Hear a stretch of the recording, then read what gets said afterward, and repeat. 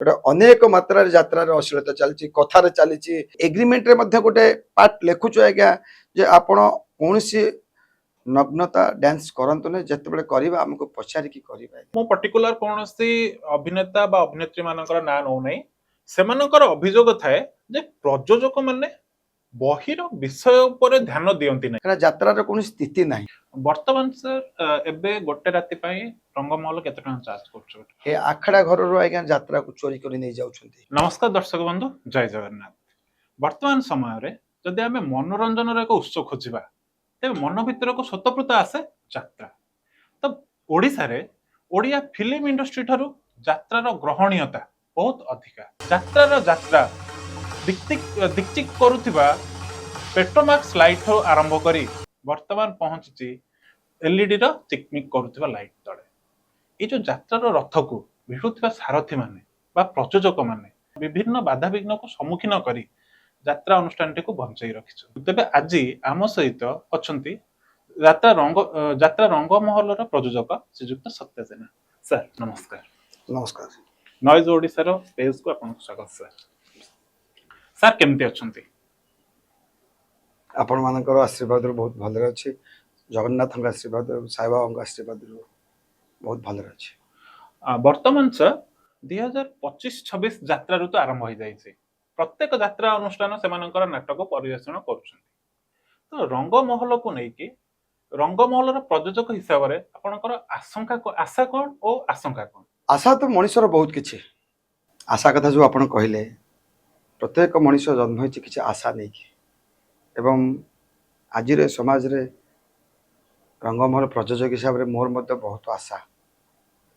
मु एबे 4 गोटी नाटक करिछि आ सेतरे आशा ही रखिछि नाटक गुरे कि भल हबो दर्शक पाखे पहुँचब दर्शक ताको देखिबे एवं कमिटी माध्यम से पाखे पहुँचब जो कमिटी माने आम पाखे अछंती से आम पाखु आछंती कमिटीर गोटे भूमिका अच्छी सी आमको आशा दौरान बेपार हम ये हम सी हम से बाबद कमिटी की भी धन्यवाद दवा।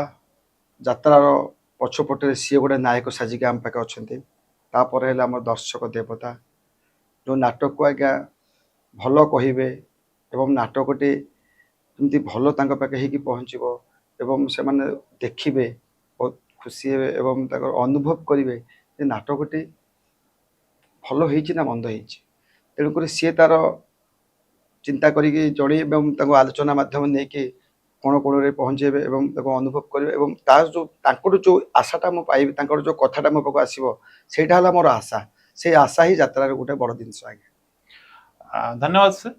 सर वर्तमान सोशल मीडिया रे गोटे जिनस ट्रेंड करुचे से कथा दे कथा रखिले सत्य बाबू एमती कौन कथाटा आपण देले कमिटी मेंबर मानक दर्शक मानक जे यात्रा देखि सारला परे प्रत्येक दर्शक भी कहउछंती एवं जो कमिटी मेंबर्स माने रंगमहल यात्रा पार्टी को लेकिन नाटक करूछंती से माने भी कहउछंती जे नाइ कथा दे कथा रख आइछि रंगमहल वर्ष बढ़िया आइछि नुवा परफॉर्मेंस देखौछि बही आपरे बेसी करी अछि हमर बंडा मुन्ना बंडा अछि बहीटा बढ़िया लागु सब बहुत बढ़िया लागला आ भलो भलो एक्टर भी सब थिले आ स्टेज फिटिंग भी समस्त थिले आ बहुत लोक ही थिले आमे भी कटक रु आछछु नहीं जेहेतु मु 2 वर्ष 3 वर्ष ला मोर घर समस्या थिला मो यात्रा प्रति टिके ध्यान दे नथिले तेन करके ए वर्ष मोर धर्मपत्नी चली जिबा परे मो नाटक रे गुरुत्व देथिले एवं सब लेखक डायरेक्टर पाखरे बसे कि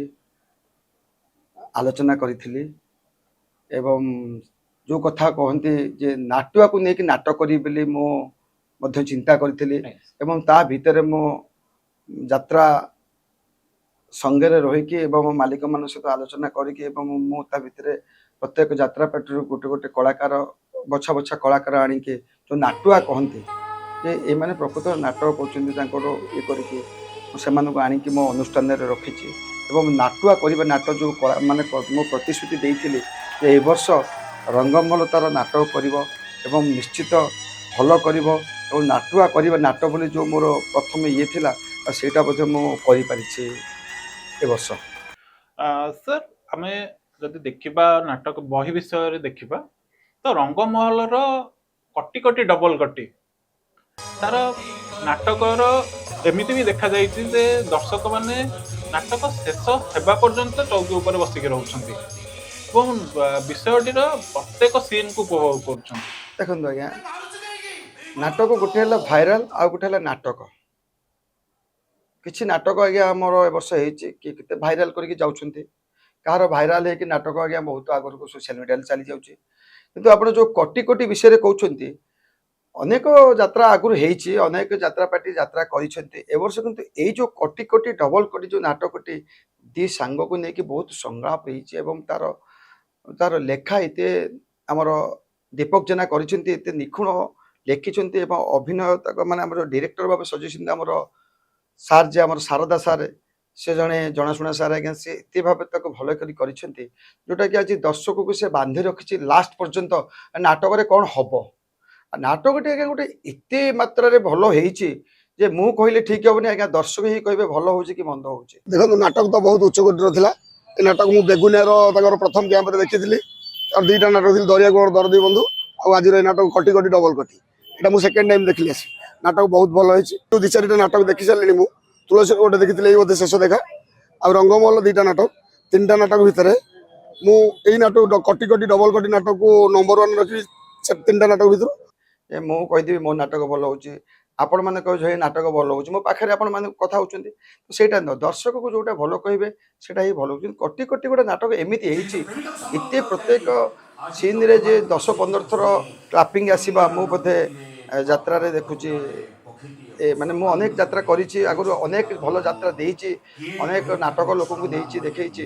ନାଟକ ଆଗରୁ ଲୋକ ଦେଖିଛନ୍ତି, କିନ୍ତୁ ଏ ନାଟକ, ଏ ଯାତ୍ରା ପାର୍ଟି ରଙ୍ଗମହଲ ଏ ବର୍ଷ ନାଟକ ମୋତେ କାହିଁ ଭଲ ଲାଗୁଛି ଏବଂ ଆପଣମାନଙ୍କୁ ଆହୁରି ଭଲ ଲାଗିବ। ନାଟକଟା ଯେତେବେଳେ ଏପଟକୁ ଆସିବ ଆହୁରି ଭଲ ହେଇକି ଆସିବ। ସାର୍, ଆପଣଙ୍କର ପୁଣି ପରବର୍ତ୍ତୀ କିଛି ଅଛି ସ୍ୱପ୍ନ ଅଛି ଯେ ଯୋଉ ସ୍ୱପ୍ନର ରଙ୍ଗୀନ ସ୍ୱପ୍ନ, ଯୋଉ ଆପଣ ରଙ୍ଗୀନ ସ୍ୱପ୍ନ ଏ ବର୍ଷ ଦେଖେଇଛନ୍ତି ଦର୍ଶକ ମାନଙ୍କୁ, ସେଇ ରଙ୍ଗୀନ ସ୍ୱପ୍ନର ଟ୍ରେଣ୍ଡଟା ଜାରି ରହିବ ନା କୋଉଠି ପୁଣି ଆପଣଙ୍କର ବିଷୟ ଉପରେ ଟିକେ ନାକୁ ଆପଣ କମ୍ପ୍ରମାଇଜ କରିବେ? ନାହିଁ, ମୋର ନିଶ୍ଚିତ ଏହା ପରେ ମୋର ଅଧିକା ହବ ଆଉ ଅଧିକା ଜାରି ରହିବ। ଯେହେତୁ ନାଟକ ଆର ବର୍ଷ କୋଉ ନାଟକ ହବ ଆମେ ତାକୁ ଆଲୋଚନା କଲା କେମିତି ନାଟକ 2-3 ଖଣ୍ଡେ ନୂଆ ନାଟକ ହବ। ସେଭଳିଆ କଳାକାର ମାନେ ଯେ ସବୁ ଅଛନ୍ତି ତାଙ୍କ ସହିତ, ସେ ଯେହେତୁ ଭଲ ନାଟୁଆ ମାନେ ଅଛନ୍ତି ତାଙ୍କ ସହିତ ଆଲୋଚନା କରିକି ନାଟକ କେମିତି ଡିରେକ୍ଟରଙ୍କୁ କହିକି ଭଲ କରାଯିବ। ଏବଂ ପରିବର୍ତ୍ତନ ତ ପ୍ରାୟ ନ ହେଇପାରନ୍ତି, ନେକ୍ସଟ ବର୍ଷ କଳାକାର ଆମ ପାଖେ ଯାହା ଅଛନ୍ତି ସେ କଳାକାରଙ୍କୁ ନେଇକି ଆମେ କଣ୍ଟିନ୍ୟୁ କରିବୁ ବୋଲି ଆଶା ବାନ୍ଧିଛୁ ଯେ ନାଟକ ଆହୁରି ଭଲ ହବ ଏବଂ ସାଜସଜ୍ଜା ଆହୁରି ବି ମଧ୍ୟ ଭଲ ହବ। ସାଉଣ୍ଡ ଉପରେ ମୁଁ ପ୍ରତ୍ୟେକ ବର୍ଷ ଧ୍ୟାନ ଦିଏ, ନାଟକ ସାଉଣ୍ଡ ଲାଇଟ୍ ଉପରେ ପ୍ରତ୍ୟେକ ବର୍ଷ ମୁଁ ତାକୁ ପରିବର୍ତ୍ତନ କରେ। ଏ ବର୍ଷ ମଧ୍ୟ କିଛି ପରିବର୍ତ୍ତନ କରିଛି, ତେଣୁ ସେଟା ନିଶ୍ଚିତ ଆହୁରି ଶୀର୍ଷକୁ ଯିବ ଏବଂ ଆହୁରି ଭଲ হবে ବୋଲି ଆଶା କରୁଛି।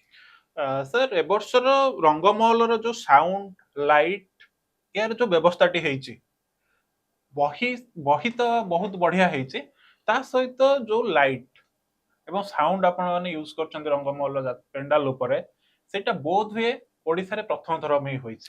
ନାଇଁ, ସେ ନାଟକ ଯୋଉ ଆପଣ ସେ କଥା ଯୋଉ ଆପଣ କହୁଛନ୍ତି, ନାଟକରେ ଯୋଉ ସାଉଣ୍ଡ ଲାଇଟ୍ ଲୋକଙ୍କ ପାଖେ ନାଟକ ବ୍ୟତୀତ ଆଉ କିଛି ଜିନିଷ ଆବଶ୍ୟକତା ଅଛି। ସାଉଣ୍ଡ ଲାଇଟ୍, ଯଦି ସାଉଣ୍ଡ ଲାଇଟ୍ ବି ଭଲ ନହବ ଦର୍ଶକ ବସିବେନି, ଦେଖିବେନି। କାରଣ ଏ ସାଉଣ୍ଡ ଏମିତି ହଉଛି, କାରଣ ଯଦି କଥାଟା, ନାଟକ କଳାକାର ବହୁତ ଅଛନ୍ତି ଯେ କଥା କହୁଛନ୍ତି, କାରଣ ତାଙ୍କ ଟୋନ୍ ବି ସେତେ ଲୋକଙ୍କ ପାଖେ ପହଞ୍ଚି ପାରୁନାହିଁ, କାରଣ କାନରେ ଶୁଭିବାଟା ହଉଛି ମୁଖ୍ୟ ଜିନିଷ। ଯୋଉ ସାଉଣ୍ଡଟା ଯଦି ସେତେ କ୍ଲିଅର ନ ହବ ଆଜ୍ଞା, ଲୋକ ପାଖେ ନ ପହଞ୍ଚି ପାରିବ, ଲୋକ ଆଜ୍ଞା ଗ୍ରହଣ କରିବେନି। ସେ ଯେତେ ଭଲ କଳାକାରଟେ ହେଇଥାଉ, ତାଙ୍କର ମେନ୍ ତାଙ୍କର ହଉଛି ସାଉଣ୍ଡ ଆଉ ଲାଇଟ୍। ଲାଇଟ୍ ଗୋଟେ ଜିନିଷ ହଉଛି, ଆମେ ସିନ୍ ୱାଇଜ୍ ଯଦି ଲାଇଟ୍ ତାକୁ ଠିକ ପରଫର୍ମ ୱେଟ୍ ମାନେ ଠିକ ଜାଗାରେ ନ ଲଗେଇବା ଏବଂ ଠିକ ଜାଗାରେ ନ ପକେଇବା ମଧ୍ୟ ଲାଇଟ୍ ଠିକ ହବନି। ସେଥିପାଇଁ ଆଜିକି ପ୍ରାୟ 10 ବର୍ଷ ହେଲାଣି ରଙ୍ଗମହଲ ଯେବେଠୁ ମୋ ପାଖେ ଆଜ୍ଞା ଅଛି, ମୁଁ ପ୍ରତ୍ୟେକ ବର୍ଷ ଇନୋଭେସନ୍ କରୁଛି ଏବଂ ସାଉଣ୍ଡ ଲାଇଟ୍ରେ ମୁଁ ତାକୁ ପରିବର୍ତ୍ତନ କରୁଛି। କେଉଁଠି କେଉଁ ଲାଇଟ୍ଟା ଲଗେଇଲେ ଭଲ ଲାଗିବ, କେଉଁଠି କେଉଁ ସାଉଣ୍ଡଟା ଦେଲେ ଭଲ ଲାଗିବ, ଆଜ୍ଞା ପ୍ରତ୍ୟେକ ବର୍ଷ ତାକୁ କରୁଛି। ତେଣୁ କରିକି ଲାଇଟ୍ ସାଉଣ୍ଡ ଉପରେ ନିଶ୍ଚିତ ରଙ୍ଗମହଲ ଆଜ୍ଞା ଭଲ ଅଛି, ଭଲ ବି ରହିବ, ଆହୁରି ବି ମଧ୍ୟ ଭଲ ହବ। ପୁଣି ଜଷ୍ଟ ନୂଆ ବର୍ଷକୁ ଆଉ କିଛି ନୂଆ ପଶିବାର ଜିନିଷ ଅଛି। ଯେହେତୁ ଆମର ଖଣ୍ଡଗିରି ଯାତ୍ରା ଆସୁଛି, ଆହୁରି କିଛି ଲାଇଟ୍ ରହିଛି, ଲାଗିବାର ଅଛି, ଲାଗିବ ମଧ୍ୟ ସେ ସାଉଣ୍ଡ। ଏବଂ ସେଇଟା ଆଜ୍ଞା ଗୋଟେ ରଙ୍ଗମହଲ ଆଜ୍ଞା ଗୋଟେ ମାନେ ଗୋଟେ ପାର୍ଟ ପରିଚୟ। ଚଳେ, ଗୋଟେ ପରିଚୟ ଚଳେ ରଙ୍ଗମହଲ ଲାଇଟ୍ ସାଉଣ୍ଡରେ କେହି ମାନେ ତାଙ୍କ ପାଖେ ଏପର୍ଯ୍ୟନ୍ତ କେହି ପହଞ୍ଚି ପାରିନାହାନ୍ତି ବୋଲି ମୁଁ ଆଜ୍ଞା ଯାହା ଏ ଦର୍ଶକମାନଙ୍କୁ ଶୁଣୁଛି ଲାଇଟ୍ ସାଉଣ୍ଡ ସବୁଠୁ ଭଲ ବୋଲି। ସାର୍ ଆଉ କିଛି ଦିନ ପରେ ଖଣ୍ଡଗିରିର ଯୋଉ ଯାତ୍ରାର ଯୋଉ ମହାକୁମ୍ଭ ଯାହାକୁ ଆମେ କହୁଛେ ଯାତ୍ରାର ମହାସମର, ଏଠି କଣ ହୁଏ ନା ବିଭିନ୍ନ ଯାତ୍ରାପାର୍ଟି ସେମାନଙ୍କର ବେଷ୍ଟ ବହିକୁ ଆପଣଙ୍କର ଲୋକମାନଙ୍କ ଆଗରେ ଦେଖାନ୍ତି। ତ ଖଣ୍ଡଗିରିକୁ ନେଇକି ଯେହେତୁ ଆପଣଙ୍କର ଏଇ ଖଣ୍ଡଗିରିଟା ହଉଛି ଆପଣଙ୍କର ଲୋକାଲ ମଞ୍ଚ, ତ ଖଣ୍ଡଗିରିକୁ ନେଇକି ଆପଣ କେମିତି କଣ ସ୍ପେଶାଲ ପ୍ରିପାରେସନ କରିଛନ୍ତି?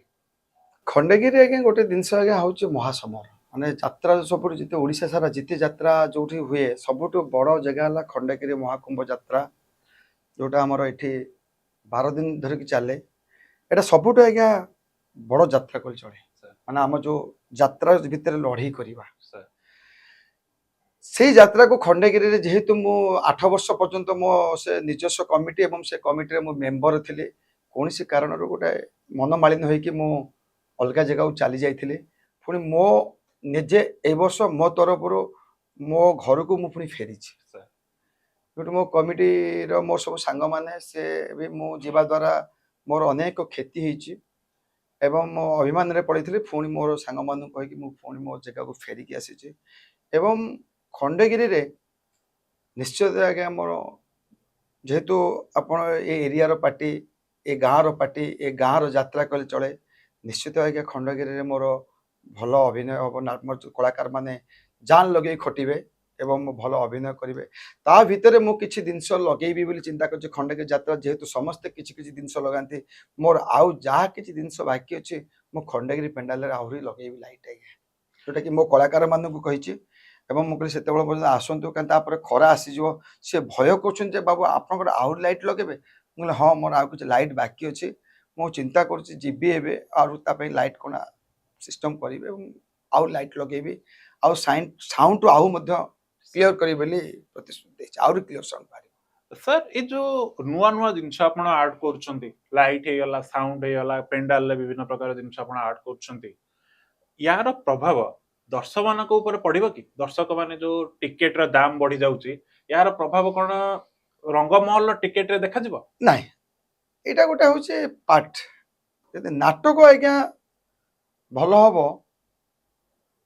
ଆଉ ନାଟକ ଯଦି ଆଜ୍ଞା ଲୋକ ଦେଖିବେ, ସେଠି ଟିକେଟରେ ମୂଲ୍ୟ ଖୋଜିବେ ନାହିଁ, କାରଣ ନାଟକ ଭଲ ହେଲେ ଆଜ୍ଞା ଟିକେଟ ଯାହା ହେଇଥିବ ଲୋକ ତା ମାନେ ନୁହେଁ ଯେ ଲୋକ ଅଧିକା ରେଟ୍ ଦେଇକି ଟିକେଟ ଦେଖେ ଯେ ଆମେ ଅଧିକା ଲାଇଟ୍ ଲଗେଇଦେଲେ ଅଧିକା ସାଉଣ୍ଡ କରିଦେଲେ ଯେ ତାର ଯେ ଟିକେଟ ଉପରେ ପ୍ରଭାବ ପଡ଼େ, ସେଇଟା ଭୁଲ କଥା। ସେଇଟା ହେଉଛି ଆମର ନିଜସ୍ୱ କଥା ଏବଂ ନିଜର ଘରର କଥା ଏବଂ ଆମେ ନିଜେ ସଜେଇ ହେଇକି ପଦାକୁ ବାହାରିଲେ ଯେତେ ସୁନ୍ଦର ଲାଗିବା, ସେଥିପାଇଁ ମୁଁ ପ୍ରତ୍ୟେକ ଦିନ ଚିନ୍ତା କରେ କ'ଣଟା କଲେ ଏ ଯାତ୍ରା ଅନୁଷ୍ଠାନଟି ଭଲ ହବ, କ'ଣଟା କାଟିଲେ ଭଲ ହବ, କ'ଣଟା ଲଗେଇଲେ ଭଲ ହବ। ପ୍ରତ୍ୟେକ ସମୟରେ ଚିନ୍ତା କରିକି ତାକୁ କରାଯାଏ। ସେଇଟା ଟିକେଟ ଉପରେ କୌଣସି ପ୍ରଭାବ ପଡ଼ିବ ନାହିଁ, କିମ୍ବା ତା ବାବଦରେ ଯେ କମିଟି କହିବ ଯେ ଆମକୁ ଅଧିକା ପଇସା ଦିଅନ୍ତୁ, ସେଇଟା ବି କେବେ କହିବାନି। ଯାତ୍ରାର ରେଟ୍ କମିବା ଆବଶ୍ୟକତା ଅଛି, ଯାତ୍ରାର ଟିକେଟ ରେଟ୍ କମିବା ଆବଶ୍ୟକତା ଅଛି। ଟିକେଟ ରେଟ୍ କମିଲେ ଦର୍ଶକ ନିଶ୍ଚିତ ଅଧିକା ହେବେ ଏବଂ ଯାତ୍ରା ତାର ପୂର୍ବ ଅବସ୍ଥାକୁ ଫେରି ପାଇବ। ଯାତ୍ରା ମଧ୍ୟ ପୂର୍ବ ଅବସ୍ଥାରେ ଯେଉଁ ନାଟକ କରି ଆସିଛନ୍ତି ବହୁତ ଯାତ୍ରା ପାର୍ଟି, 10 ବର୍ଷ ପୂର୍ବେ ଯେଉଁ ନାଟକ ଥିଲା ସେ ନାଟକକୁ ପୁଣି ଆମେ ଏବେ ଏ ବର୍ଷ ଯେମିତି ଆଜ୍ଞା 4 ଗୋଟି ମୁଁ ନାଟକ କରିଛି, ଆପଣ ଯେଉଁ କହୁଛନ୍ତି ନାଟୁଆ କରିବା ନାଟକ, ତାକୁ ମଧ୍ୟ ସେଠି ଦୃଷ୍ଟାନ୍ତ ଦେଇଛି ଯେ ଯେମିତି 10 ବର୍ଷ ପୂର୍ବେ ଯେଉଁ ନାଟକ ହଉଥିଲା ମୁଁ ସେ ନାଟକକୁ ପୁଣି ଆଜ୍ଞା ଫେରିଛି। ସେଇ ସାଙ୍ଗ ସେଇ ବାପା ମା, ସେ ଭାଇ ଭଉଣୀ କାହାଣୀକି ନେଲେ ଆଜ୍ଞା ଯାତ୍ରା ହେଇପାରିବ। ଆପଣ ତା ଭିତରେ ଯେଉଁ 4 ବର୍ଷ ଯେଉଁ ଥିଲା ଭାଇରାଲ ଆର୍ଟିଷ୍ଟ, ଏ ଡେଇଁକି ମାରିବା, ଇଏ କରିବା, ଗୀତ କରିବା, ଇଏ କରିବା, ଏପଟ ରଙ୍ଗମହଲ ଆପଣ ଏ ବର୍ଷ ପାଇବେ ନାହିଁ। 10 ବର୍ଷ ନାଟକ ତଳକୁ ଯାଆନ୍ତୁ, ସେଇ ନାଟକ ପୁଣି ପାଇବେ। ତେଣୁକରି ତା ପାଇଁ ଟିକେଟର କିଛି ବଢ଼ିବନି କି ଟିକେଟ ସେମିତି ଅଧିକା ରେଟ୍ ହେଲେ କିଛି ହେଇପାରିବନି। ଟିକେଟ କମିବା ଦରକାର, ଦର୍ଶକ ବଢ଼ିବା ଦରକାର ଯାତ୍ରା ପାଇଁ।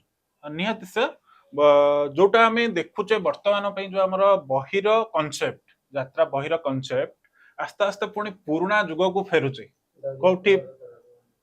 କୋଉଠି ପୁରୁଣା ଯୁଗକୁ ଫେରୁଛି ମାନେ କୋଉଠି ପୌରାଣିକ କଥାକୁ ନେଇକି ହଉଛି, କୋଉଠି ପୁରୁଣା ଯୋଉ ଓଡିଶାର ପୁରୁଣା ପାରିବାରିକ ସମ୍ପର୍କକୁ ନେଇକି ହଉଛି, କୋଉଠି ଭଗବାନଙ୍କ ସହିତ ଭକ୍ତର ସମ୍ପର୍କକୁ ନେଇକି ହେଇଛି। ଯେମିତି ଆପଣଙ୍କର ଦରିଆ କୂଳର ଦରଦୀ ବନ୍ଧୁ, ସେଥିରେ ଗୋଟେ ନିଛକ ଉଦାହରଣ ଦିଆଯାଇଛି ଯେ ଜଣେ ଲୋକ ଯଦି ଭଗବାନଙ୍କୁ ଭଲ ପାଉଛି ତ ସେ ତାକୁ ସବୁ ପ୍ରକାର ଅସୁବିଧାରୁ ସାହାଯ୍ୟ କରିପାରିବେ। ତ ଏମିତି କନସେପ୍ଟ ଆପଣଙ୍କ ମନକୁ କେମିତି ଆସିଲା, ଆଉ ଏଇଟାକୁ ଲୋକମାନେ କେତେ ଆକ୍ସେପ୍ଟ କରିବେ ବା ଆପଣଙ୍କ ଲୋକମାନେ କେତେ ଦୂରକୁ ରିସିଭ୍ କରିବେ ବୋଲି ଆପଣଙ୍କ ବିଶ୍ୱାସ? ନା ଲୋକଙ୍କ କନସେପ୍ଟ ଏବେ ପରିବର୍ତ୍ତନ ହେଇଯାଇଛି, ଏଇଟା ନିଶ୍ଚିତ ସତ। କାରଣ ମୋର ଗୋଟେ ଜଣେ ଯାତ୍ରା ମାଲିକ ବନ୍ଧୁ ଜଣେ କରିଛନ୍ତି ଆଜ୍ଞା ପୌରାଣିକ ଉପରେ ଚଣ୍ଡାଶୋକ, ସେ ଆଜ୍ଞା ଭଲ ହେଉଛି। ଆମେ ମାନେ ସମସ୍ତେ ଯାତ୍ରାପାଟିରେ ଏ ବର୍ଷ ଜଗନ୍ନାଥଙ୍କର ନାଟକ ପ୍ରଥମ କରିଛୁ, ଯେହେତୁ ଯାତ୍ରା ପରିବର୍ତ୍ତନ ଆବଶ୍ୟକ ଅଛି। ଯାତ୍ରା ପୁଣି ସେ 10-15 ବର୍ଷ ପୂର୍ବକୁ ଯାଇକି ଯେମିତି ଆମର ଗୀତିନାଟ୍ୟ ଥିଲା, ଏଇ ଯେଉଁ ଲୋକଙ୍କର ଫ୍ରଷ୍ଟ୍ରେସନ୍ ହେଇଯାଇଛନ୍ତି ବହୁତ ଲୋକ, ମାନେ ଲୋକ ବିରକ୍ତି ହେଇଛନ୍ତି। ଏଇ ଆପଣ ଦେଖନ୍ତୁ କିଛି ମାତ୍ରାରେ ମୋବାଇଲ ବାହାରିଲା ପରେ ଯେମିତି ଟିଭି ଆଜ୍ଞା ବନ୍ଦ ହେଇଯାଇଛି, ସେମିତି ଲୋକ ବହୁତ ଫ୍ରଷ୍ଟ୍ରେସନ୍ ହେଇଯାଇଛନ୍ତି। କ'ଣ କରିବେ? ଲୋକ ଚାହୁଁଛନ୍ତି ପୁଣି କାଳେ ପୁରୁଣା ଘରକୁ ମାନେ ଫେରିଗଲେ ଯେମିତି ଆଗରୁ ଆଜ୍ଞା କିଛି ବିଭିନ୍ନ ରୋଗ ହଉନଥିଲା, କାଳେ ଚେଞ୍ଜ ପରିବର୍ତ୍ତନ ହେଇଯିବ କି, ଲୋକ ସେ କନସେପ୍ଟକୁ ଗଲେଣି। ତେଣୁକରି ଆ ଭିତରେ ମୁଁ ଯାହା ଭାବୁଛି ଆଗାମୀ ଦିନରେ ଯେବେ ସବୁ ଯେଉଁ ଯାତ୍ରା ହବ, ଯେଉଁ ସବୁ ଆମେ କରିବା ପାଇଁ ଯାଉଛୁ, ଆମେ ଏସବୁ କନସେପ୍ଟ ନେଇକି ଯିବୁ ଏବଂ ତାର ଆଧ୍ୟାତ୍ମିକ ଲାଇନ୍ ଠାକୁର ଲାଇନ୍କି ଆଣିକି ଯାତ୍ରା କରିବୁ ବୋଲି ଆମେ ଭାବିଛୁ। ଏବଂ ଆ ପରେ ପୌରାଣିକ ହବ, ସାମାଜିକ ପୌରାଣିକ ଯୋଉଟା ମିଶିକି ରୁହନ୍ତି ଆଜ୍ଞା। କିଛି ଦିନ ଆପଣ ମନେ ଥିବ ତାରାପୁର ନାଟକ ଗୋଟେ ପ୍ରେମ ସମାଧିର ବିବାହ ବିଧି ନାଟକ ଥିଲା ଆଜ୍ଞା।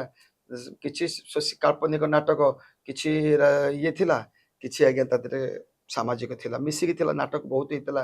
ଖଣ୍ଡଗିରି ସିଏ ଆଜ୍ଞା ବୋଧେ ମୁଁ ଭାବୁଛି 5 ଦିନ 6 ରାତି କରିଥିଲା ସେ ନାଟକଟି। ସେଇଭଳି ଆଜ୍ଞା ନାଟକ ସେଇଭଳି ଆବଶ୍ୟକତା ଅଛି। ଆସ୍ତେ ଆସ୍ତେ ଆସ୍ତେ ଆସ୍ତେ ସେ ରାଜନୈତିକ ଯୁଗକୁ ଯିବାର ଆବଶ୍ୟକତା ଅଛି। ଯେମିତିକା ସାର୍ ବର୍ତ୍ତମାନ ମାନେ ଆଧୁନିକ ଯୁଗରେ ଯେମିତି ସହର ଲାଇଫଟା ବର୍ତ୍ତମାନ ପାଇଁ ଭାରି ବୋରିଂ ଲାଗୁଛି, ଲୋକମାନେ ଫେରିଲେଣି ପୁଣି ଗାଁର ଜୀବନକୁ, ସେମିତିକା ବର୍ତ୍ତମାନ ପାଇଁ ଯାତ୍ରାପାଟିରେ ଯାତ୍ରାର ଯୋଉ ବହିର କନସେପ୍ଟ ସେ ପୁଣି ପୁରୁଣା ଯୁଗକୁ ଫେରିବାକୁ ଚେଷ୍ଟା କରୁଛି, କଳ ନିଶ୍ଚିତ ଆଜ୍ଞା। ଲେଉଟେଇଲାଣି ଯାତ୍ରା। ଯାତ୍ରା ଆଜ୍ଞା କର ଲେଉଟିଲାଣି। ଯାତ୍ରା ପୁଣି ଆଜ୍ଞା ତାର ପୂର୍ବ ଅବସ୍ଥାକୁ ଫେରିବା ପାଇଁ ଚାହୁଁଛି। ସେଇ ସାଇକ୍ଲୋମା, ସେଇ ଯୋଉ ଏଲଇଡି ବନ୍ଦ ହେଇକି, ଏବେ ଏଲଇଡିରେ ଏତେ ଆଉ କାମ ନାହିଁ। ମୁଁ ବୋଧେ ଭାବୁଛି ଆଉ 2-3 ବର୍ଷ ଭିତରେ ବୋଧେ ପଛପଟେ ଯୋଉ ବ୍ୟାକଗ୍ରାଉଣ୍ଡରେ ଆଉ ଏଲଇଡି ଲାଗୁଛି ବୋଧେ ବନ୍ଦ ହେଇଯିବ।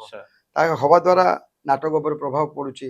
ନାଟକରେ ଆମେ ଠିକ ସିନ୍ ଯୋଉ ନଦୀ ଫଦୀ ଏସବୁ ଦେଖେଇ ପାରୁନୁ, ପୁଣି ସେ ସାଇକ୍ଲୋମକୁ ଆମକୁ ଫେରି ଯିବାକୁ ପଡିବ।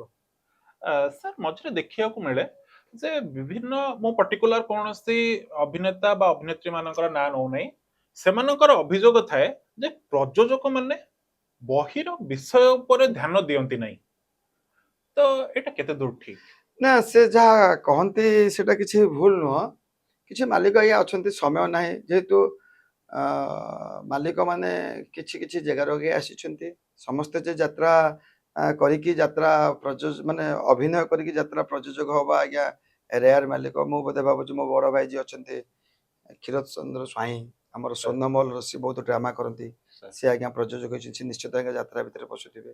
ସେମିତି ମୁଁ ଆଜ୍ଞା ଅନେକ ଡ୍ରାମା କରିଛି, ମୁଁ ବହୁତ ଅଭିନୟ କରିଛି, ତେଣୁକରି ଆଜ୍ଞା ମୁଁ ସେଇ ଲାଇନରୁ ଆସିଛି।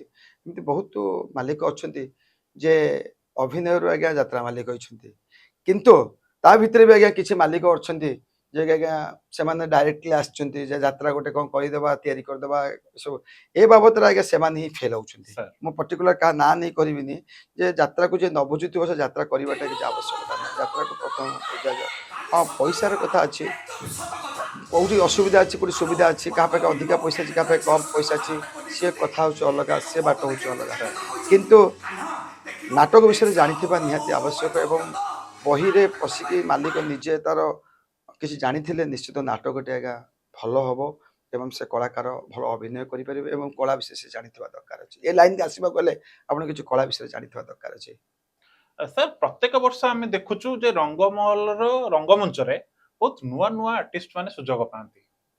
ଏ କନସେପ୍ଟ ଆପଣଙ୍କର କେମିତି ଆସିଲା, ମୁଁ ନୂଆ ଆର୍ଟିଷ୍ଟ ମାନଙ୍କୁ ସୁଯୋଗ ଦେବି, ସେମାନଙ୍କର ଯୋଉ ଅଭିନୟ ଜୀବନ ମୋ ଦ୍ୱାରା ହିଁ ଷ୍ଟାର୍ଟ ହବ, ଏ ଇଚ୍ଛାଟା ଆପଣଙ୍କର କୋଉଠୁ ଆସିଲା? ନାଇଁ ଦେଖନ୍ତୁ ଆଜ୍ଞା, ଗୋଟେ କଥା ହଉଛି କ'ଣ କି ବହୁତ କୋଣ ଅନୁକୋଣରେ ବହୁତ କଳାକାର ଆଜ୍ଞା ଅଛନ୍ତି, ସେ ଠିକ ଜାଗା ପାଇପାରୁନାହାନ୍ତି।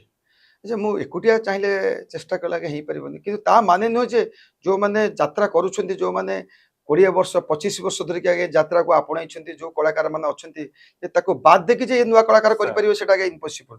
କାହିଁକି ନା ଯୋଉଠି ଆଜ୍ଞା କଳାକାର ଅଛନ୍ତି ତାଙ୍କ ସହିତ ମିଶ୍ରଣ ହେଇକି 2-3 ଜଣ 4 ଜଣ ହେଲେ ପଶିକି ଯାଇପାରିବେ। ତା ମାନେ ଯେ ପ୍ରତ୍ୟେକ ଟିମଟାକୁ ପରିବର୍ତ୍ତନ କରି ନୂଆ କରିଦେବା ଜମା ହେଇପାରିବନି। କାରଣ ଯୋଉ ମୁଣ୍ଡ ଅଛନ୍ତି, ଯୋଉମାନେ 25 ବର୍ଷ ସାଧନା କରିକି କଳାକୁ ବଞ୍ଚେଇ ରଖିଛନ୍ତି, ଯାତ୍ରାକୁ ବଞ୍ଚେଇ ରଖିଛନ୍ତି, ତାଙ୍କର ଆବଶ୍ୟକତା ନିହାତି ଅଛି। କିନ୍ତୁ ଆଜିକାଲି ଏ ଯୋଉ ନୂଆ କଳାକାର ମାନେ ଆସୁଛନ୍ତି, ସେ ଯୋଉ ପୁରୁଣା କଳାକାରକୁ ଆଜ୍ଞା କେମିତି ଭାବେ ଭାବୁଛନ୍ତି ମୁଁ କହିପାରିବିନି, କାହିଁକିନା ନୂଆ କଳାକାର ଏତେ ସକ୍ସେସଫୁଲ ହେଇପାରନ୍ତି। ଆମେ ବହୁତ ଚେଷ୍ଟା କରୁଛୁ, କିଛି ମାଲିକ ଆଜ୍ଞା ନୂଆ ପୁରେଇବା ପାଇଁ ବହୁତ ଚେଷ୍ଟା କରୁଛୁ, ତା ଭିତରେ କିଛି ଆଜ୍ଞା ହେଇଯାଉଛନ୍ତି, କିଛି ଆଜ୍ଞା ପୁରା ଫେଲ୍ ହେଇଯାଉଛନ୍ତି, ଯୋଉଟାକି ଆଜ୍ଞା ଯାତ୍ରା ମାଲିକ ପ୍ରତି ଭୟ ବି ଆସୁଛି ଯେ ଆମେ ପୁଣି ଷ୍ଟାର୍ଟ କରିବା, ପୁଣି ତା ଭିତରେ ଆଉ ଥରେ ନୂଆ କରିକି ଆଉ ପୁଣି ଆଉ ଥରେ ଛାନି କରିବା, ସେଟା ଆଜ୍ଞା କଷ୍ଟ ହେଉଛି। ଫିର୍ ବି ନୂଆକୁ ଆଜ୍ଞା ସୁଯୋଗ ଦେବା, ଯାତ୍ରାର ଧର୍ମ ଆଜ୍ଞା ନୂଆ କରାଇବା, ନୂଆ ସୃଷ୍ଟି କରାଇବା ଏବଂ ତା ପାରିଶ୍ରମିକ କମ୍ ଦେଇକି ତାକୁ ପୁଣି ସେ ଜାଗା ପର୍ଯ୍ୟନ୍ତ ପହଞ୍ଚେଇବା, ଏଇଟା ରଙ୍ଗମହଲର ଏବଂ ଆହୁରି କିଛି ପ୍ରଯୋଜକଙ୍କର ମଧ୍ୟ ଏଇ ଇଚ୍ଛା। ଆମେ ନିଶ୍ଚିତ କିଛି ନୂଆ କିଛି ପୁରୁଣା ନେଇକି ଯାତ୍ରା କରିବା। ସାର୍ ସାର୍ ବର୍ତ୍ତମାନ ପାଇଁ ଯାତ୍ରା ଇଣ୍ଡଷ୍ଟ୍ରି ପାଇଁ ସବୁଠୁ ବଡ ବିପଦ ହଉଛି ସୋସିଆଲ ମିଡିଆ। ଏଇଟା ଆପଣ କେତେ ଦୂର ମାନୁଛନ୍ତି? କାହିଁକି ନା ସୋସିଆଲ ମିଡିଆରେ ଯାତ୍ରା ଗୋଟେ ଦିଟା ପେଣ୍ଡାଲ ହଉଛି କି ନାଇଁ ଯାତ୍ରା ଲିକ୍ ହେଇକି ୟୁଟ୍ୟୁବ ରେ ବାଜୁଛି। ଆଜ୍ଞା ଏଇଟା ଗୋଟେ ଅଳିକିତକୁ ଦହି ବସା ଗୋଟେ ଜାଣିଛନ୍ତି ଆଜ୍ଞା। ସାର୍ ଆମେ ଯାତ୍ରା କରୁଛୁ, ଆମ ପାଖେ 200 ମେମ୍ବର, ସାର୍ ଏଠି ପେଟ ପାଟଣାର କଥା, ୟୁଟ୍ୟୁବର ଆଜ୍ଞା ହେଲେ ଜଣେ, ସେ ଆସିକି 5-6 ଜଣ ସେଟ୍ ହେଇକି ଏ ଆଖଡ଼ା ଘରରୁ ଆଜ୍ଞା ଯାତ୍ରାକୁ ଚୋରି କରି ନେଇ ଯାଉଛନ୍ତି, ସାର୍ ତାକୁ ନେଇକି ତାଙ୍କ ନିଜସ୍ୱ ୟୁଟ୍ୟୁବରେ ପକେଇକି ତାକୁ ଭାଇରାଲ କରିକି ଆଜ୍ଞା ତାଙ୍କ ନିଜର ଇନକମ୍ କରୁଛନ୍ତି। ସେ ଚିନ୍ତା କରୁନାହାନ୍ତି ଯେ ଯାତ୍ରାଟା ଆଜ୍ଞା ମୋର ଏଠି ଯାତ୍ରା ଫାର୍ଷ୍ଟ କ୍ୟାମ୍ପ ସେକେଣ୍ଡ କ୍ୟାମ୍ପ ହେଲା ବେଳକୁ ଆଜ୍ଞା ଦରିଆକୂଳ ଦର୍ଦି ବନ୍ଧୁ ଆଜ୍ଞା ବାଲୁଗାଁରେ ପ୍ଲେ ହେଇଗଲା। ସାର୍ ଆଶ୍ଚର୍ଯ୍ୟଜନକ କଥା ଆଜ୍ଞା, ନା ଆମେ କିଛି କରିପାରୁନୁ, କାରଣ ଆମର ଏମିତି ସେ ସେଟିଂ କରିକି କରି ନେଇକି ପଳାଉଛନ୍ତି, ଆମେ ବି ଜାଣି ବି ପାରୁନୁ। ଆଉ ଆମେ ଯେତେ ବି ତାକୁ ରୋକିବାକୁ ଚେଷ୍ଟା କରୁଛୁ ତାକୁ ମଧ୍ୟ ଆମେ ରୋକି ପାରୁନୁ, କାହିଁକି ନା ଆଜି ଏ ୟୁଟ୍ୟୁବର ତ ଅନେକ ୟୁଟ୍ୟୁବର ବାହାରି ପଡୁଛନ୍ତି, ସାର୍ ତାକୁ ବନ୍ଦ କରି ହବ ନାହିଁ। ସେ ପ୍ରକୃତରେ ସେ ୟୁଟ୍ୟୁବର ଯେ ଚଲୁଛି ସେ ପ୍ରକୃତରେ ଏ ଗରିବ ପିଲାମାନଙ୍କ ପେଟ ପାଟଣା କଥା ଚିନ୍ତା କରନ୍ତା, ହୁଏତ ସେ ଏଭଳି ଏମିତି ଭୁଲ କାମ କରନ୍ତା ନାହିଁ। ସାର୍ କିନ୍ତୁ ସେ ତାର ନିଜର ସ୍ୱାର୍ଥ ପାଇଁ ଆଉ 200 ପରିବାରକୁ ପେଟକୁ ସେ ନାତ ମାରୁଛି। ତାକୁ ଭଗବାନ ହିଁ ତାର ବିଚାର କରିବେ ଏବଂ ତାଙ୍କୁ ଭଗବାନ ହିଁ ତାର ସଦ ଉପଯୁକ୍ତ କରିକି ଏବଂ ଯାତ୍ରାକୁ ଯଦି ବଞ୍ଚେଇ ପାରିବେ, ନହେଲେ ଯାତ୍ରାକୁ ବଞ୍ଚେଇଲା ଭଳିଆ ଏଠି ଆଉ କେହି ନାହାନ୍ତି। କେବଳ ଉପର ଚାହିଁଲେ ଭଗବାନ ଚାହିଁଲେ ତାକୁ ବଞ୍ଚେଇ ପାରିବେ, କିନ୍ତୁ ୟୁଟ୍ୟୁବରେ ଆମେ ଯାତ୍ରାକୁ ବହୁତ ନଷ୍ଟ କରିଦେଉଛୁ ଏବଂ ସୋସିଆଲ ମିଡ଼ିଆ ପାଇଁ ଆମ ଯାତ୍ରାକୁ ବହୁତ କପି କରିକି ନଷ୍ଟ କରିଦେଉଛନ୍ତି, ଯୋଉଟାକି ସେଥିପାଇଁ ଦର୍ଶକ କମୁଛନ୍ତି। ସାର୍ ଏ ଯୋଉ ଆପଣଙ୍କର ଯୋଉ ମାଲିକ ସଂଘ ଅଛି, ଏଇ ଯୋଉ ୟୁଟ୍ୟୁବ ରେ ବା ସୋସିଆଲ ମିଡିଆରେ ଯୋଉ ଯାତ୍ରା ଚୋରି ହଉଛି, ଆକୁ ନେଇକି କିଛି ଆପଣମାନଙ୍କର ସଂଘ ବିଷୟରେ କିଛି ଆଲୋଚନା ହେଇଥିବ ବା ନେକ୍ସଟ ଫର୍ଦର କିଛି ଆପଣ ଷ୍ଟେପ ନବାର କିଛି ପ୍ରୋସେସ ଥିବ? ଦେଖନ୍ତୁ ଯାତ୍ରା ପାର୍ଟି ଗୋଟେ ଏମିତି ଯେ ସରକାରଙ୍କ ସ୍ତରରୁ କିଛି ଆମ ପାଇଁ ପ୍ରୋତ୍ସାହନ ନାହିଁ କି କିଛି ନାହିଁ ଆଜ୍ଞା। ଯାତ୍ରା ପାର୍ଟି ଆମେ ଏମିତି ଭାବରେ ଗୋଟେ ତିଆରି କରୁଛୁ, କାରଣ ଯାତ୍ରାର କୌଣସି ସ୍ଥିତି ନାହିଁ। ସାର୍ ଯାତ୍ରା ଯେତେବେଳେ ଟେଣ୍ଟ ପାଲ ବାଉଁଶ ରେଡି ହେଇକି ଅଛି ତାହେଲେ ଯାତ୍ରା ଅଛି। ଯୋଉଦିନ ଟେଣ୍ଟ ପାଲ ବାଉଁଶ ବର୍ଷାରେ ଭାଙ୍ଗିଯିବ ସେଦିନ ଆଜ୍ଞା ଯାତ୍ରା ନାହିଁ। ସାର୍ ଯାତ୍ରା ନିର୍ଭର କରେ କେବଳ ଉପର ଭଗବାନଙ୍କ ଉପରେ ଏବଂ ଦର୍ଶକ ଦେବତାଙ୍କ ଉପରେ। ଯୋଡ଼ିଏ ଭଗବାନ, ଗୋଟେ ଦର୍ଶକ ମାନେ ହେଲେ ସିଏ ହେଲେ ଗୋଟେ ଦେବତା କଲେ ଚଳେ ସାର୍ ଏବଂ ଆମର ଉପରେ ଯିଏ ଭଗବାନ ଅଛି ତାଙ୍କର ଉପରେ ସହାୟକ ଆମେ ଯାତ୍ରା କରୁଛୁ। ସାର୍ ଆଉ ଗୋଟେ କଥା ହେଲା ଯୋଉ ଏଇସବୁ ଜିନିଷ ଯୋଉ ହଉଛି ଆଜ୍ଞା ଚାଲିଛି ସୋସିଆଲ ମିଡ଼ିଆରେ, କିନ୍ତୁ ମୋର ଏତିକି ଆଜ୍ଞା କହୁଛି ଯେ ସୋସିଆଲ ମିଡ଼ିଆରେ ଚାହିଁଲେ ଆମ ଯାତ୍ରାକୁ ଆଜ୍ଞା ବଞ୍ଚେଇ ପାରିବେ। ସାର୍ ଯୋଉମାନେ କରୁଛନ୍ତି, ଯୋଉମାନେ ଲୁଚେଇକି ନେଇକି ଯାତ୍ରା କରୁଛନ୍ତି, ଯେ କେତେ ଦିନ ପାଇଁ ସେ ଡ୍ରାମା କରୁଛନ୍ତି 2ଟି 3ଟି ଶୋ, କିନ୍ତୁ ଗୋଟେ ଅଲ୍ ଟୋଟାଲ ଆମ ଯାତ୍ରା ଇଣ୍ଡଷ୍ଟ୍ରି ଇଏ କରୁଛନ୍ତି। ଆମର କାହିଁକି ବଳ ପାଉନି ଯେ ଆମର କିଛି ନାହିଁ, ଆମର ଏକତା ହିଁ କିଛି ନାହିଁ। ଆମର ସରକାର ସ୍ତରରେ ହଉ କିମ୍ବା ଆମର ସେନ୍ସର ବୋର୍ଡ ନାହିଁ, ଆମେ ବାରମ୍ବାର ସରକାରଙ୍କୁ ଅନୁରୋଧ କରୁଛୁ ଯେ ଆମକୁ ପଞ୍ଜୀଭୂତ କରାଯାଉ, ଆମକୁ ଯାତ୍ରାଟାକୁ ଆମର ଶିଳ୍ପର ମିନି ଶିଳ୍ପ ମଧ୍ୟ ହଉ ଆମକୁ ମାନ୍ୟତା ଦିଆଯାଉ, ହେଲେ ଆଜି ଏତେ ଅସୁବିଧା ହୁଅନ୍ତାନି, ଆଜି କଳାକାର ପରିବର୍ତ୍ତନ ହୁଅନ୍ତିନି ଏବଂ କଳାକାର ସବୁ ଜାଗାରେ ଠିକରେ ବି ସେ ବି କିଛି ପାଇପାରନ୍ତେ ଏବଂ ଆମେମାନେ କିଛି ସରକାର ଅନୁଦାନ ପାଆନ୍ତୁ ଏବଂ ଆମକୁ କିଛି ରିହାତି ମିଳନ୍ତା ଏବଂ ଆମେ ଦର୍ଶକମାନଙ୍କୁ ଟିକେଟ କିଛି କମ୍ କରନ୍ତୁ। ଆମକୁ କୌଣସି ସ୍ତରରେ କୌଣସି ଇଏରେ ଆମକୁ ସରକାର ସାହାଯ୍ୟ କରୁନାହାନ୍ତି।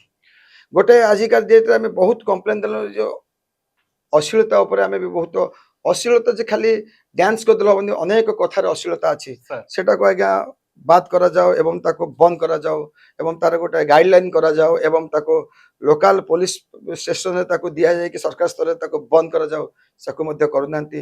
ଯୋଉଟା ଅନେକ ମାତ୍ରାରେ ଯାତ୍ରାରେ ଅଶ୍ଳୀଳତା ଚାଲିଛି, କଥାରେ ଚାଲିଛି, ମାନେ ଡୁଏଲ ମିନିଂରେ ମଧ୍ୟ ଅଶ୍ଳୀଳତା ଆଜ୍ଞା ଅଛି, ତ କୌଣସି ବାବଦରେ ସରକାର ତାକୁ ଲଗାଉନାହାନ୍ତି କି ବନ୍ଦ କରୁନାହାନ୍ତି।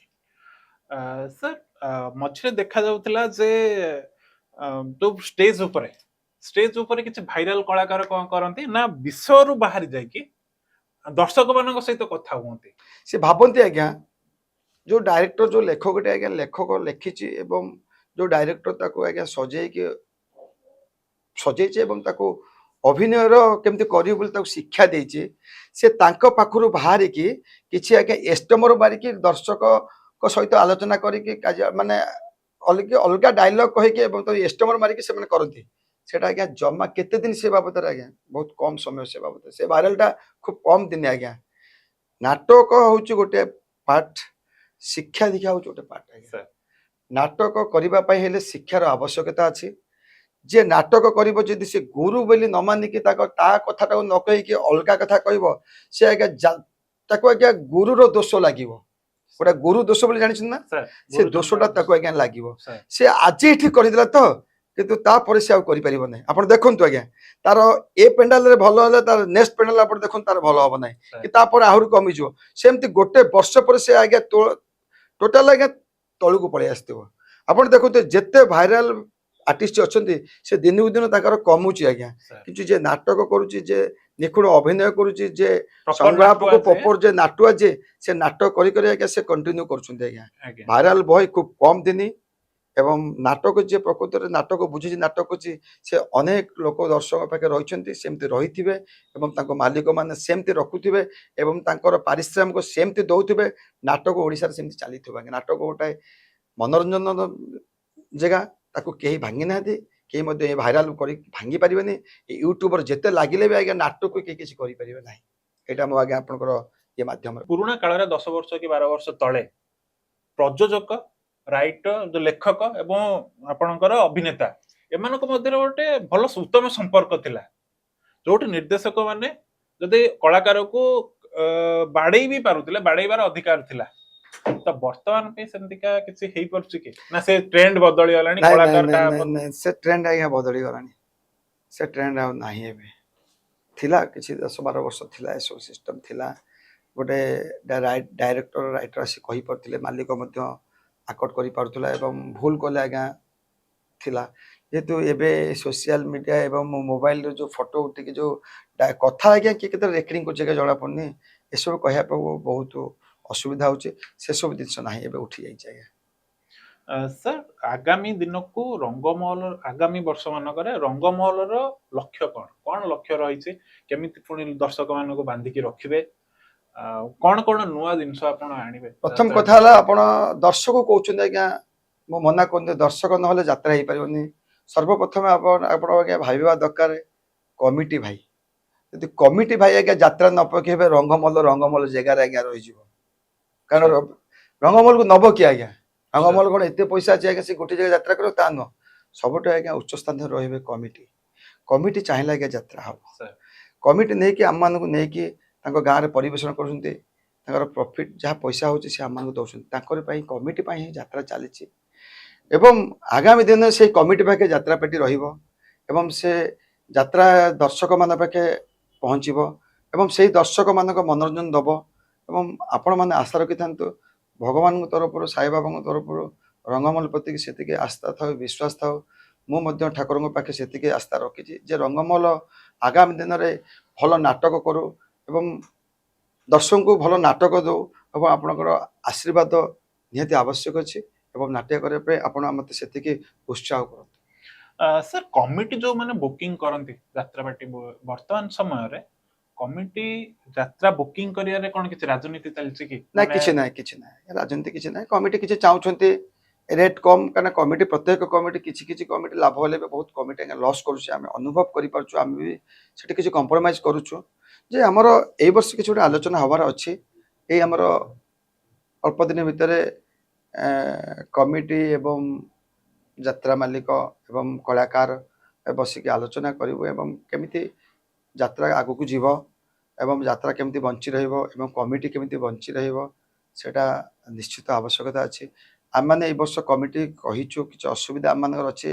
ଯେହେତୁ କଳାକାରମାନେ ଆଡ଼ଭାନ୍ସ ନେଇଯାଇଛନ୍ତି ଦରମା ରେଟ୍ ଏହାର ବଢ଼ିଯାଇଛି ତେଣୁ ଆମକୁ 2025-26 ପର୍ଯ୍ୟନ୍ତ ଆମକୁ ଦିଆଯାଉ ଯେଉଁ 26-27 ଆସିବ ଆମେ ନିଶ୍ଚିତ କମିଟିମାନଙ୍କର ଏ କମିଟି ଗୋଟେ ଏକତ୍ରିତ ହେଇକି ଆସିକି ବସନ୍ତୁ ଆମ ସହିତ ତା ସହିତ ଆମେ ବସିବୁ ଆଲୋଚନା କରିବୁ ଆମମାନଙ୍କର କଳାକାର ଯିଏ ଆମ ଘରର ମେମ୍ବର କହିଲେ କିଛି କମ୍ ହେବନି ଆମର ପରିବାରର ଲୋକ ଯିଏ ତାଙ୍କ ସହିତ ବସିକି ଆଲୋଚନା କରିବୁ ଓଡ଼ିଶାରେ ଯାତ୍ରା ବଞ୍ଚେଇ ରଖିବା ହେଉଛି ନିହାତି ଆବଶ୍ୟକ ଅଛି ଇଏ ହେଉଛି ମନୋରଞ୍ଜନ ତାମାନେ ସାର୍ ନେକ୍ସଟ ଯାତ୍ରା ସିଜନରେ कमिटी मेंबर मानक सहित कथा है कि राति को केते टंका रहिबो प्राइस रहिबो से विषय रे आपण मानकर आलोचना करिवार ଗୋଟେ प्लान अछि। प्लान अछि हमरा हम निश्चित नेक्स्ट वर्ष एबे बसिबो बसिक आलोचना करबो एवं निश्चित तार कुछ गोटे निर्धारण रेट हम से रेट रे आमे जीवो एवं यात्रा करबो। वर्तमान सर एबे गोटे राति पई रंगमहल केते टका चार्ज करछो?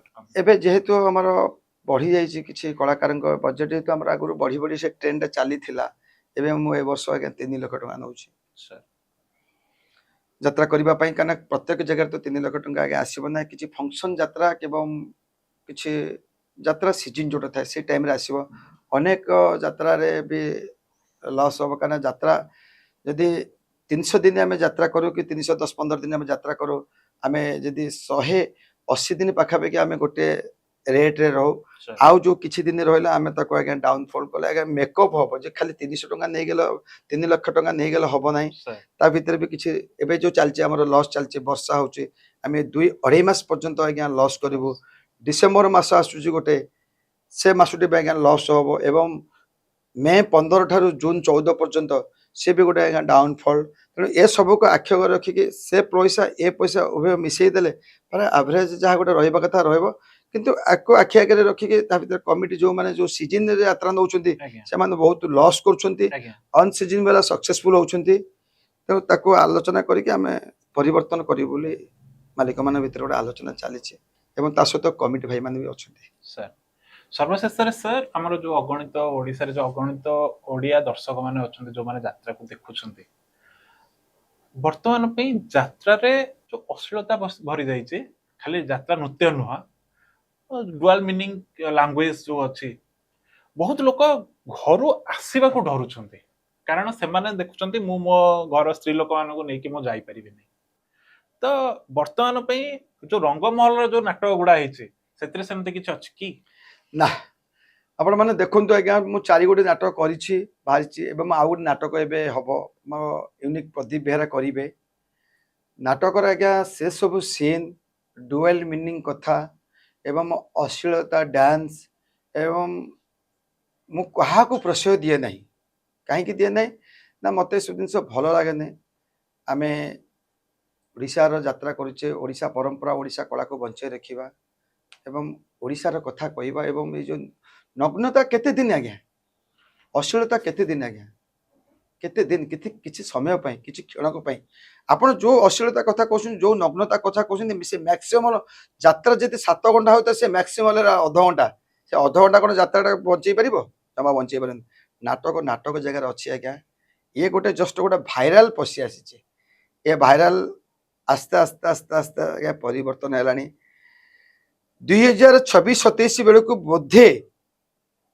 ये सब जिनस आज्ञा मु यात्रा ओडिशा यात्रा मालिक महासंघ माने संपादक हिसाब से कहूँ आज्ञा यदि मु निश्चित ए पद पदवी थी बोधे बंद हो बोली आमे बहुत आलोचना करुचु एवं आमे ए एग्रीमेंट रे मध्य गोटे पार्ट लिखुचु आज्ञा जे आपण कोनसी नग्नता डांस करंतु ने जते बेले करबा हमको पछारी की करबा आज्ञा हमठो अनुमति नेबे बोले आमे पूरा मेंशन करिछु किंतु ता भितरे कमिटी किसी पैसा होनी असामाजिक कमिटी आज्ञा ये सब जिनस करुच्ची आम भी आगे हाथ जोड़े अनुरोध करुचु आपण ए सब जिनस को दूरे जातु एवं ये यात्रा को बंचाई रखु ये कला क्षेत्र को बंचाई रखु ये यात्रा कलाकार मान को बचाई रखु एथुर बहुत दूर को दूर को दूर को दूर जाइए परित्याग कर आम अनुरोध भी करुचु सर जो यात्रा यात्रा अनुष्ठान टी चलेबा यात्रा अनुष्ठान में आपणकर 180-200 परिवार आपणकर प्रतिपोषण होउछन्ते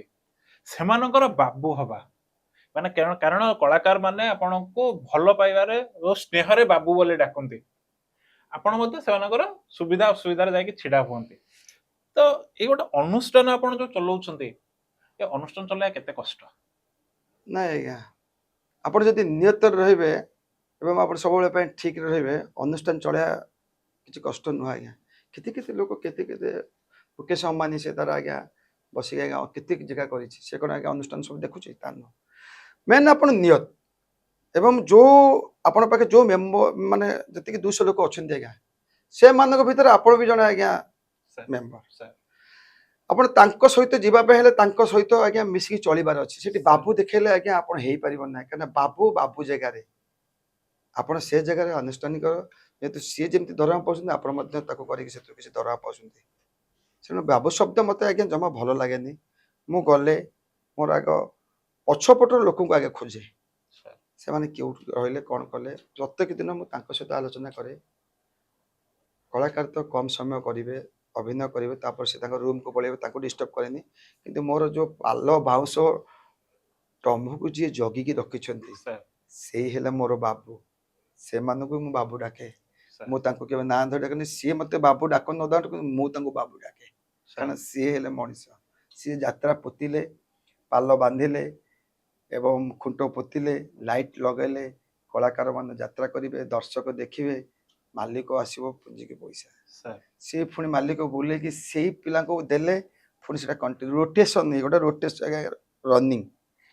କିନ୍ତୁ ଏଇଟାକୁ ହେଲେ ବାବୁ ଶବ୍ଦ ନ ଶୁଣିକି ବରଂ ସ୍ନେହରେ ଭାଇ ଶବ୍ଦ ହଉ କିମ୍ବା ଯେକୌଣସି ନାଁ ଧରିକି ଡାକିଲେ ବାବୁର ମାନ୍ୟତା କିଛି ନାହିଁ ଏଥିରେ। ଆଜ୍ଞା ସାର୍। ସବୁ ଭୁଲ କଥା ଆଜ୍ଞା। ମୁଁ ବାବୁ ଶବ୍ଦକୁ ଜମା ଭଲ ପାଏନି।